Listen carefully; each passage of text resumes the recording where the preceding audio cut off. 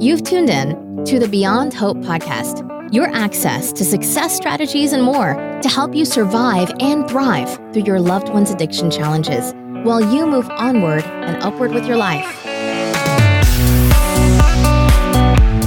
Now, here's your host, Shar Jones.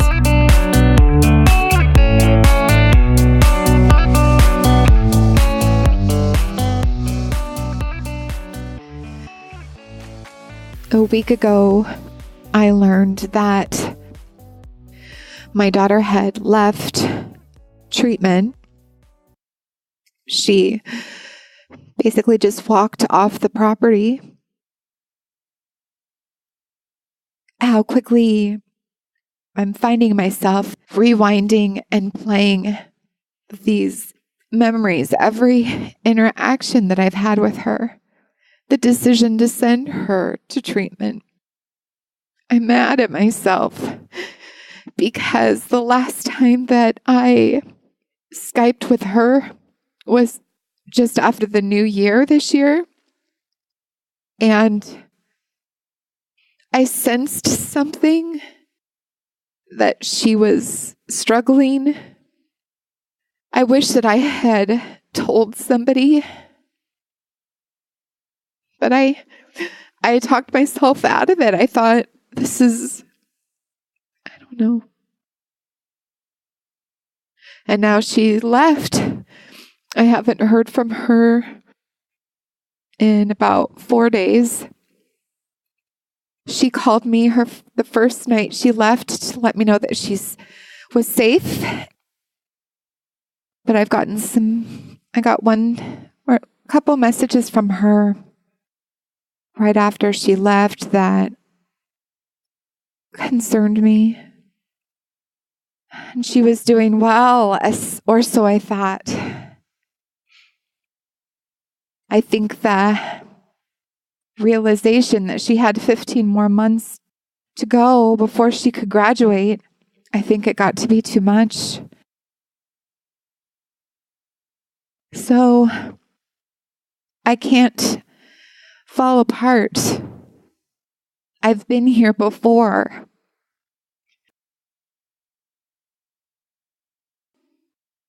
Well, originally what I was going to talk about is how hard it is, but necessary to look for and celebrate moments of joy, especially when we are in stressful situations and when our mind starts to spin, when we start to imagine the worst, right? I haven't heard from her in 4 days. I know that if something happened to her, like she couldn't call me. She doesn't have ID, so nobody would know who she was. Those thoughts take me on an emotional journey that just hurts my heart. It makes me want to jump on a plane and go try to find her. I still might do that. But I wanted to share some tips with you, I guess.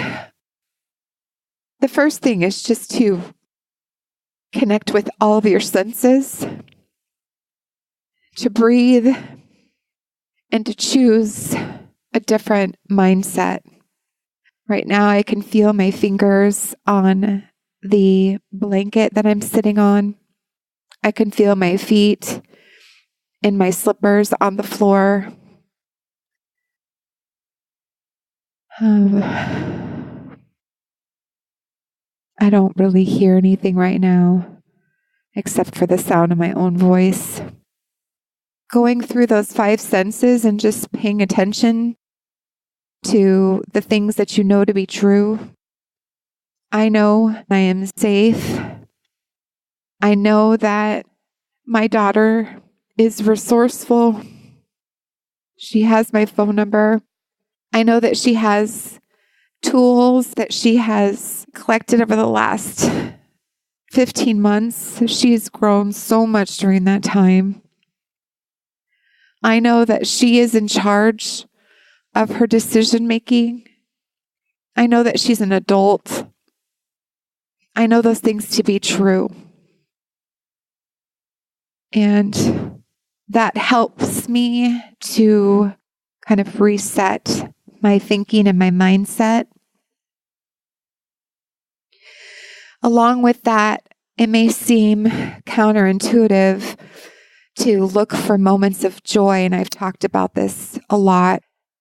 Searching for moments of joy was one of the things that started to pull me out of my depression when she was active in her addiction. I've been writing about it for 5 years now when I first started my blog. And in times of stress, I think it's challenging. We can experience moments of joy, but we aren't really aware of what that is. So when I'm at work, I can shift all of my feelings and the things that I'm worried about and anything kind of my personal stuff to the side, and I can just be focused on what needs to get done during the day, right? And I work with some pretty incredible people that make me laugh, and we just have a lot of fun together at work. And I can do that because I'm able to compartmentalize, what's going on at home. But as far as seeking out and celebrating moments of joy, what do I mean by that? It just means being so hyper aware of what's around you. I'm seeking out moments of joy right now. So what would some of those things be? My dog, Charlie, he's right here with me, and he really makes me smile, and I just love him. So I have him right here. Music. I could find some music that lifts me up, and I could listen to that. I could think about some happy memories. If I want to connect with my daughter, I can pull up some memories that are really positive and joyful, and I can connect with her that way. Today at work, we had a fundraiser for a friend of ours that we work with. And she had a serious medical condition that happened suddenly. And so we all came together to donate baskets and to donate baked goods. And we had a lunch and things like that. And to see so many people come together for her, really, it brought me tremendous gratitude and appreciation for the kind people that I work with. We raised over $4,000 today, and that money is going towards a fund for her family. And that touches my heart. Really, it's just being really intentional about looking for and searching for and being aware of moments of joy, whether it be a smile from a stranger, whether it be, that first sip of warm coffee in the morning. My friend, he bought me a Diet Coke today, and I don't drink a lot of Diet Coke anymore, but just, opening that up and tasting it, and it just made me smile. It may sound silly, but little things like that, they can absolutely change how you feel in the moment, but also the more that you do that, it can really empower you to reclaim your life. I always say this, and it's, we have the ability to find joy and meaning in our lives, and that doesn't have to be contingent upon our loved ones' recovery. Well, right now, of course, I'm worried that my daughter has relapsed, and I'm really having to practice what I preach right now because I don't know where she is, and she's in another state. And I feel like I let her down, and I feel hurt that she's not reaching out to me. And it makes me worry for her well-being, right? So with all that, I just wanted to let you know that I understand. I understand the heartbreak. And, with addiction, it's just such a roller coaster. It's not straight and flat. There are so many bends in the road. I just, it's funny. Not funny, haha, but funny that I was going back through my blog to read some of my earlier writings.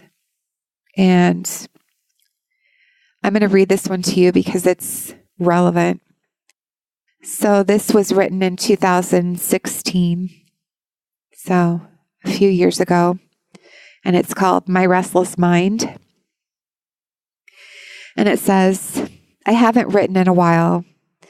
I've been going through something, though nothing new. I feel selfish that I've been turning so inward, feeling lonely and stuck in my head. We've all been through so much. Others have been through far worse than me. I'm a survivor.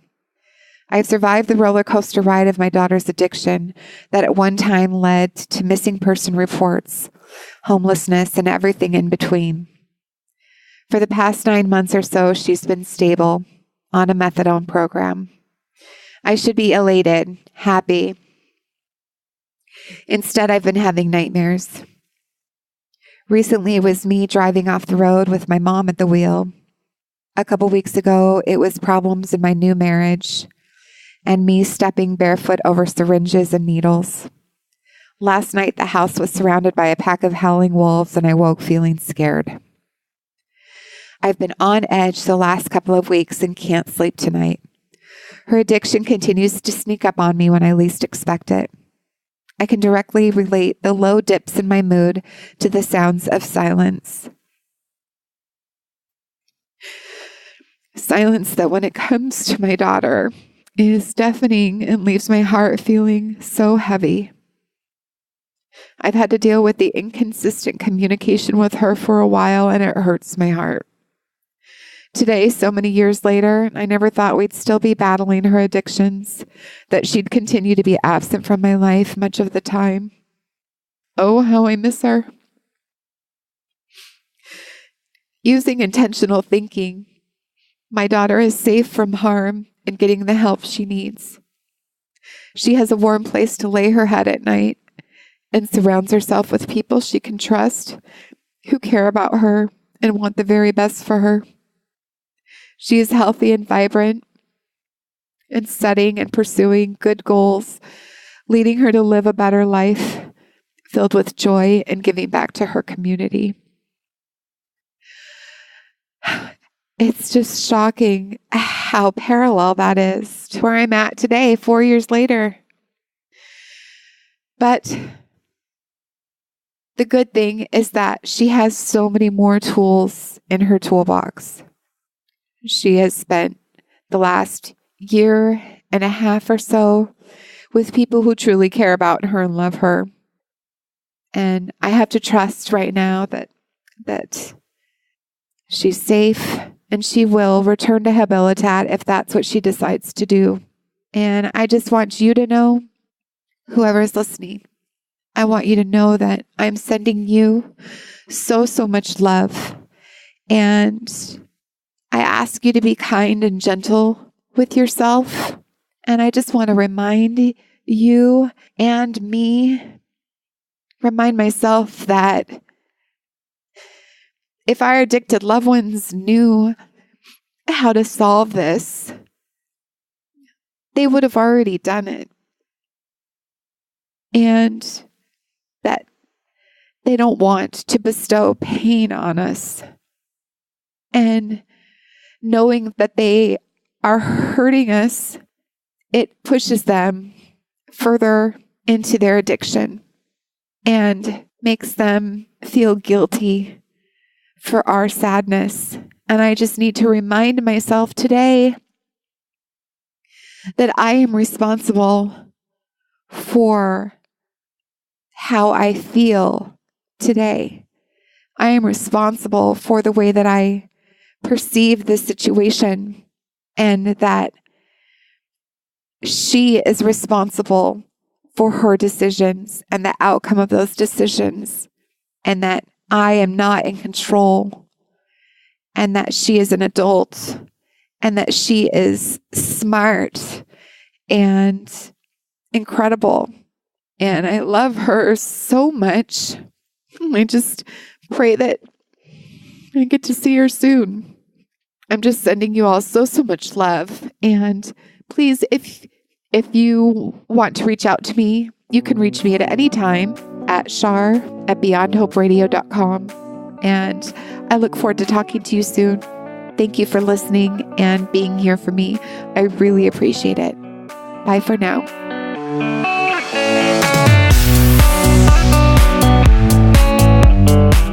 Hey everyone, thank you so much for tuning in and for helping me to connect with other moms of addicts or loved ones who are struggling with addiction in their lives.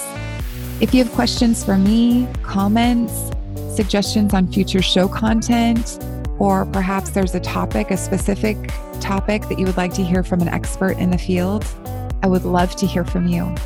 I am also interested in sharing your voice. So if you have messages of hope or personal stories that you think would resonate with our listeners, please send me an email. You can type me out a message, or you can include an attachment to an audio clip with your voice.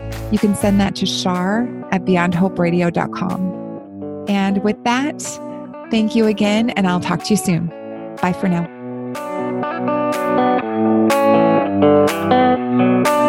Thanks for listening to Beyond Hope. For show notes and more, head on over to beyondhoperadio.com.